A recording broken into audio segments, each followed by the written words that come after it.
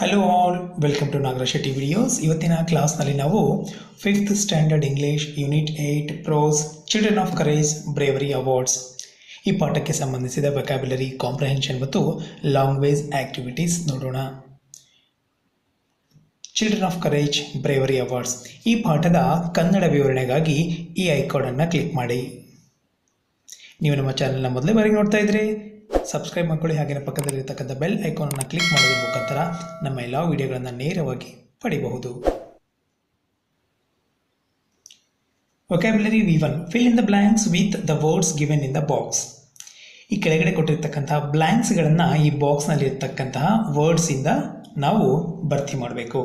Bravery ಅಂತಂದರೆ ಧೈರ್ಯಶಾಲಿ, courage ಅಂತಂದರೆ ಧೈರ್ಯ, ಅನ್ಫಾರ್ಚುನೇಟ್ ಅಂತಂದರೆ ದುರಾದೃಷ್ಟ, ರೆಡಿ ಅಂತಂದರೆ ಸಿದ್ಧರಾಗಿರೋದು. I was dashed that Abhi and his friends met with an accident on the way to Nandi Hills. ಆಕ್ಸಿಡೆಂಟ್ಗೆ ಒಳಗಾಗ್ತಾರೆ ಅಂದರೆ ಇದೇನಾಗುತ್ತೆ, unfortunate ಅಂದರೆ ದುರಾದೃಷ್ಟ. His friends Nitin showed dash in saving them.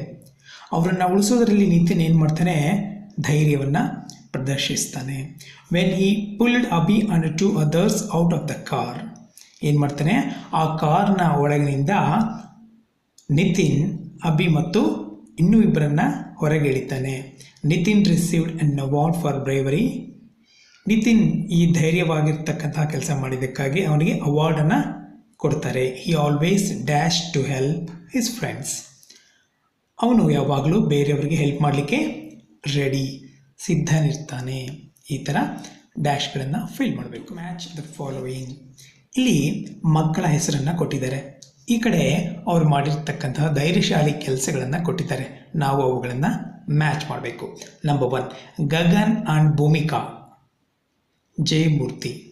ಇವರೇನು ಮಾಡ್ತಾರೆ ಅಂತಂದರೆ, saved a baby that was caught in the path of 2 bulls. ಒಬ್ಬ baby ಅಂದರೆ ಮಗುವನ್ನು ಬುಲ್ಸ್ ಇಂದ ರಕ್ಷಣೆ ಮಾಡ್ತಾರೆ. ನಂಬರ್ 2 ಮುನೀಸ್ ಖಾನ್ ಏನು ಮಾಡ್ತಾನೆ, saved an old man from a train accident. Train ಆಕ್ಸಿಡೆಂಟಿಂದ ಒಬ್ಬ ವೃದ್ಧನನ್ನು ರಕ್ಷಿಸ್ತಾನೆ. Number 3 Rahul identified criminals who had planned bombs. ಬಾಂಬ್ಗಳನ್ನು ಹಾಕಲಿಕ್ಕೆ ಪ್ಲ್ಯಾನ್ ಮಾಡಿರ್ತಕ್ಕಂಥ ಕ್ರಿಮಿನಲ್ಸನ್ನು ಇವನು ಹಿಡಿಯೋದ್ರಲ್ಲಿ ಸಹಾಯ ಮಾಡ್ತಾನೆ. Silver Karbani saved the life of our cousin from a fire. ಬೆಂಕಿಯಿಂದ ತಮ್ಮ ಕಸಿನನ್ನು ರಕ್ಷಣೆ ಮಾಡ್ತಾರೆ. 5th one ಕುಮಾರಿ ಮೈಬನ್ ಪ್ರಿಟಿ ದೇವಿ. ಇವರೇನು ಮಾಡ್ತಾರೆ, used her bare hands to dispose a live grenade. ಜೀವಂತವಾಗಿರ್ತಕ್ಕಂಥ ಗ್ರ್ಯಾನೇಡನ್ನು ಡಿಸ್ಪೋಸ್ ಮಾಡೋದ್ರಲ್ಲಿ ತಮ್ಮ ಬರಿಗೈಯಿಂದ ಇವರು ಸಹಾಯ ಮಾಡ್ತಾರೆ. 1ನೇದು ಸಿ, 2ನೇದು ಎ, 3ನೇದು ಇ, 4ನೇದು ಬಿ, 5th one ಡಿ. ಈ ಥರ ಇವನ್ನ ಮ್ಯಾಚ್ ಮಾಡಬೇಕು. Go to fill in the blanks with the suitable adjectives choosing the correct word from the brackets. ಇಲ್ಲಿ ಕೆಲವು ಅಬ್ಜೆಕ್ಟಿವ್ಸ್ ಅನ್ನು ಕೊಟ್ಟಿದ್ದಾರೆ, ಸರಿಯಾದ ಪದವನ್ನು ಆಯ್ಕೆ ಮಾಡಿ ಈ ಡ್ಯಾಶಲ್ಲಿ ಹಾಕಬೇಕು. This is an dash story, adventurous story ಅಂದರೆ ಸಾಹಸಮಯವಾಗಿರ್ತಕ್ಕಂತಹ ಕಥೆ. She is a beautiful girl. ಆಕೆ ಒಬ್ಬ ಸುಂದರವಾದ ಹುಡುಗಿ. He is a dash boy. ಎಂಥ boy, young bye.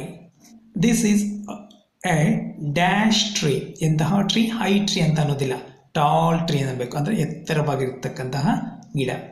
Last one, our teacher is dash to us.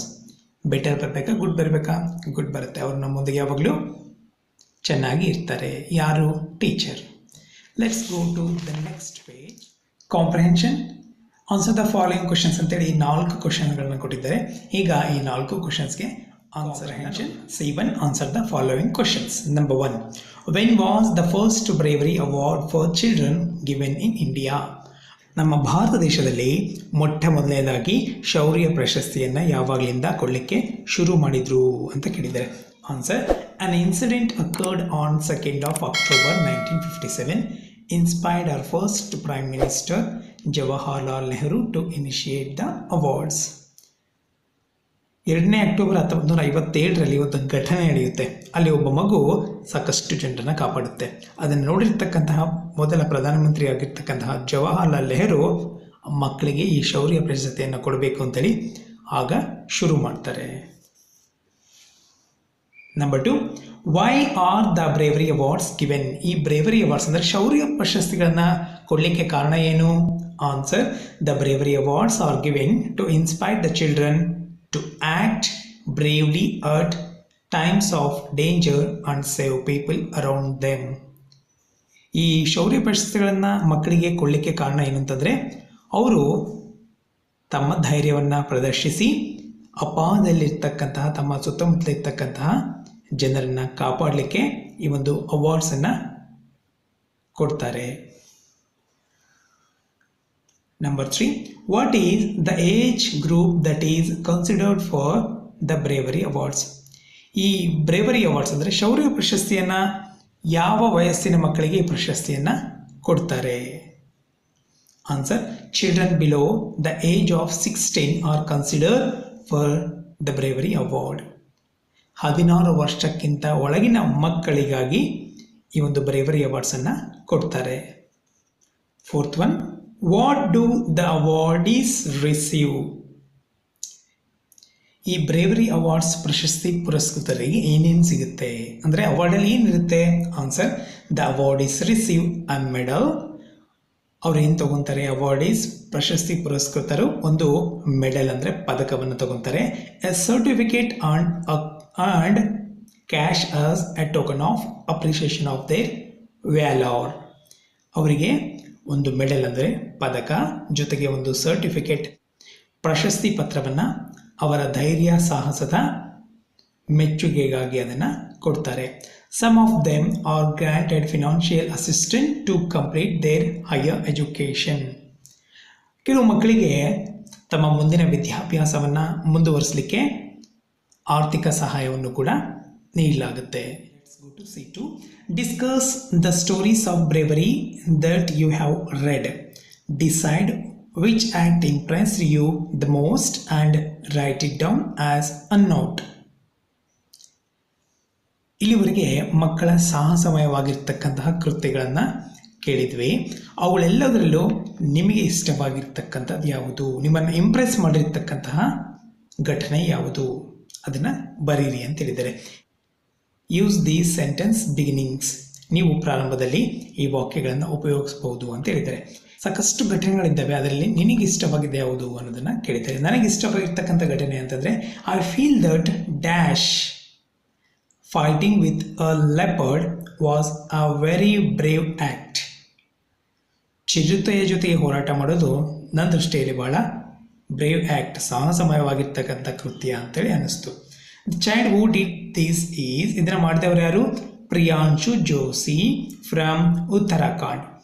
ಉತ್ತರಾಖಂಡ್ನಿಂದ Priyanshu Joshi ಈ ಒಂದು ಸಾಹಸವಾಗಿರ್ತಕ್ಕಂಥ ಕೃತ್ಯವನ್ನು ಮಾಡ್ತಾರೆ. He was 10 years old when this happened. ಆತನಿಗೆ ಆಗ ಬರೀ 10 ವರ್ಷಗಳು ಇರ್ತವೆ. I think it was very brave. ಅದು ಒಂದು ನಿಜವಾಗ್ಲೂ ಸಾಹಸಮಯವಾಗಿರ್ತಕ್ಕಂತಹ ಕೆಲಸನೇ. ಬಿಕಾಸ್ ಯಾಕಂತಂದರೆ ಈ risk his life to save his sister. ಅಂದರೆ ಚಿರತೆಯ ಜೊತೆ ಹೋರಾಟ ಮಾಡಿ ತನ್ನ ಪ್ರಾಣವನ್ನೇ ಪಣವಾಗಿಟ್ಟು ತನ್ನ ಸಹೋದರಿಯನ್ನು ಅವನು ಕಾಪಾಡ್ತಾನೆ. Because it was not easy to fight with a leopard. ಒಂದು ಚಿರತೆ ಜೊತೆ ಹೋರಾಟ ಮಾಡೋದು ಸುಲಭ ಏನಲ್ಲ. He single handedly fought off a leopard. ಒಂದು ಕೈಯಿಂದಲೇ ಅವನು ಚಿರತೆ ಜೊತೆ ಹೋರಾಟ ಮಾಡ್ತಾನೆ. Really he is a brave and courageous. ಅವನು ನಿಜವಾಗ್ಲೂ ಬಹಳ ಧೈರ್ಯವಂತವಾಗಿರ್ತಕ್ಕಂತಹ ಮಗು ಅಂತ ಹೇಳ್ಬೋದು. ಇಲ್ಲಿ identify the objectives in paragraph number 10.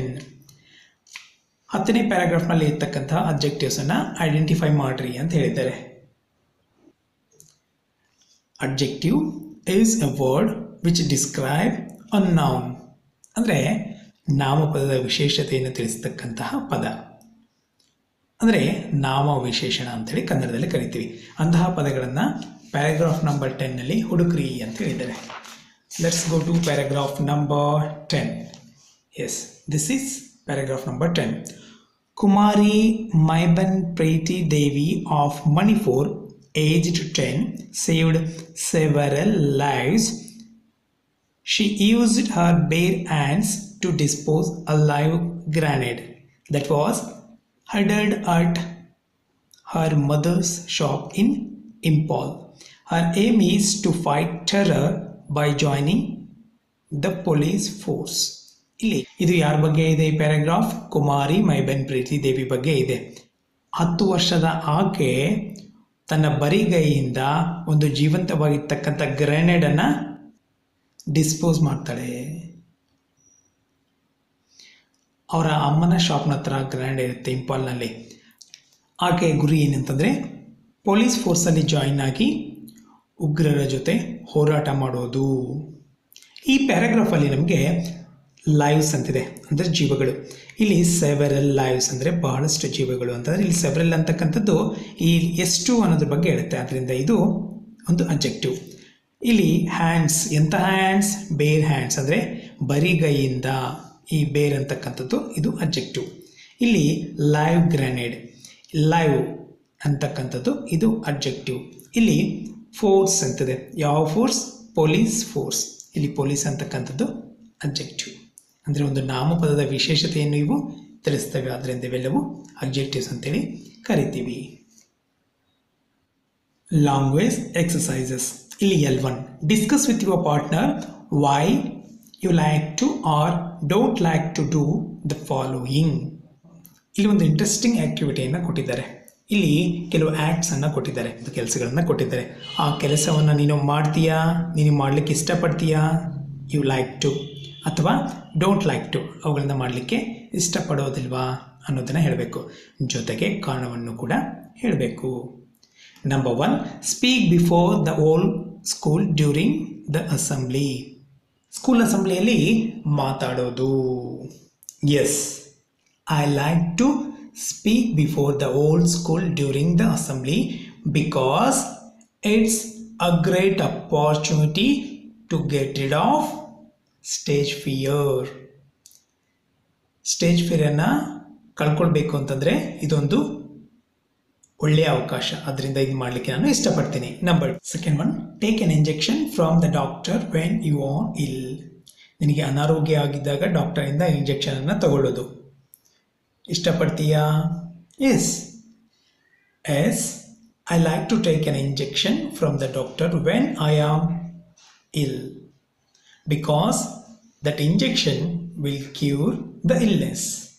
ಇಂಜೆಕ್ಷನನ್ನು ತಗೊಳ್ಳೋದ್ರಿಂದ ರೋಗ ವಾಸಿಯಾಗುತ್ತೆ, ಅದಕ್ಕೆ ಅದನ್ನು ತಗೊಳ್ಳಿಕ್ಕೆ ನಾನು ಇಷ್ಟಪಡ್ತೀನಿ. Number 3, stand up and tell your teacher that you have not done your homework. Homework ಮಾಡಿಲ್ಲ ಅಂತೇಳಿ ನಿಂತ್ಕೊಂಡು ಧೈರ್ಯವಾಗಿ ಟೀಚರ್ ಮುಂದೆ ಹೇಳೋದು. Yes, I like to do this. I stand up and tell my teacher that I have not done my homework because I would like to be honest. ನಾನು ಪ್ರಾಮಾಣಿಕನಾಗಲಿಕ್ಕೆ ಇಷ್ಟಪಡ್ತೀನಿ. Homework ಮಾಡಿಲ್ಲ ಅಂತಂದರೆ ಧೈರ್ಯವಾಗಿ ಮಾಡಿಲ್ಲ ಅಂಥೇಳಿ ಹೇಳ್ತೀನಿ. Number 4, tell your parents truthfully that you spent ₹25 they gave for vegetables on buying an ice cream. ನಿನಗೆ ನಿನ್ನ ಪೇರೆಂಟ್ಸ್ ₹25 ವೆಜಿಟೇಬಲ್ಸ್ ಅಂದರೆ ತರಕಾರಿ ತರಲಿಕ್ಕೆ ಕೊಟ್ಟಿರ್ತಾರೆ. ಆದರೆ ನೀನೇನು ಮಾಡ್ತೀಯಾ? ಐಸ್ ಕ್ರೀಮ್ ತಿಂದುಬಿಟ್ಟಿರ್ತೀಯ. ಅದನ್ನು ಒಪ್ಕೊಳ್ತೀಯಾ? ಎಸ್, ಒಪ್ಕೊಳ್ಬೇಕು. ಯಾಕಂತಂದರೆ ನೀನು ಆನೆಸ್ಟ್ ಆಗಿರಲಿಕ್ಕೆ, ಪ್ರಾಮಾಣಿಕನಾಗಿರಲಿಕ್ಕೆ ಇದು ಒಂದು ಅವಕಾಶ. ಮಾಡಿರ್ತಕ್ಕಂತಹ ತಪ್ಪುಗಳನ್ನು ಒಪ್ಕೊಳ್ಳೋದು it's a good habit. Number 5, ask a boy in class 5 not to make fun of your friend. ನಿಮ್ಮ 5ನೇ ಕ್ಲಾಸ್ನಲ್ಲಿ ನಿಮ್ಮ ಫ್ರೆಂಡ್ಗೆ ಯಾರೋ ಗೇಲಿ ಮಾಡ್ತಾ ಇರ್ತಾರೆ, ಹೋಗಿ ಅವ್ರನ್ನ ಮಾಡಬೇಡ ಅಂತ ಹೇಳಕ್ಕೆ ಇಷ್ಟಪಡ್ತೀಯಾ? Yes, I ask a boy in our class to not make fun of our friend.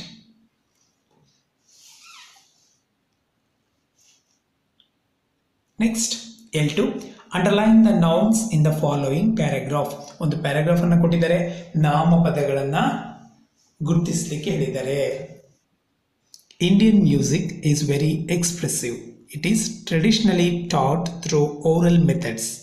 The system of Indian music is based on two important pillars, Rag and Tal.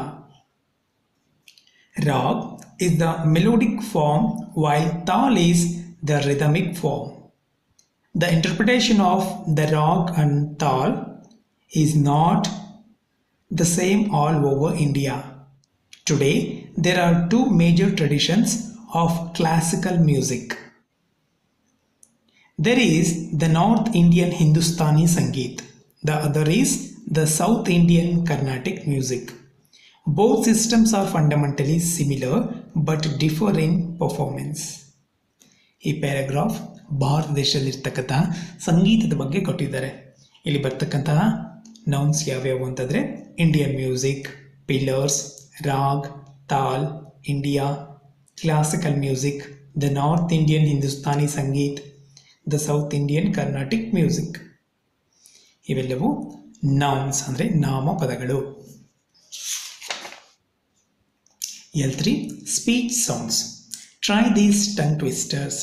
ಇಲ್ಲಿ ಟಂಗ್ ಟ್ವಿಸ್ಟರ್ಸ್ ಅನ್ನು ಕೊಟ್ಟಿದ್ದಾರೆ.